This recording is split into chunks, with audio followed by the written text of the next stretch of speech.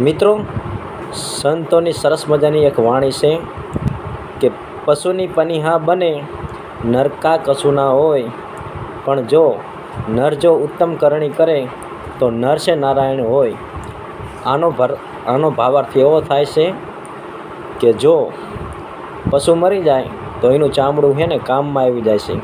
ચામડાનું ઘણું વસ્તુ બને છે. ચામડાની પનિહા બને. પનિહા એટલે કૂવામાં પાણી શીખવાનું કો હોતને કહેવાય. ઘણું બધું બને છે.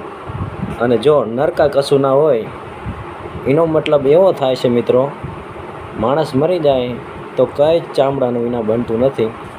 બારી દે એટલે એની રખ્યાત થઈ જાય, બીજું કંઈ નથી થતું. એટલે પશુની પનિહા બને નરકા કશું ના હોય. નર જો ઉત્તમ કરણી કરે તો નર છે નારાયણ હોય. ઉત્તમ કરણી જો માણસ કરે, કર્મ દ્વારા, ભક્તિ દ્વારા, તો નરમાંથી નારાયણ પણ બની જાય.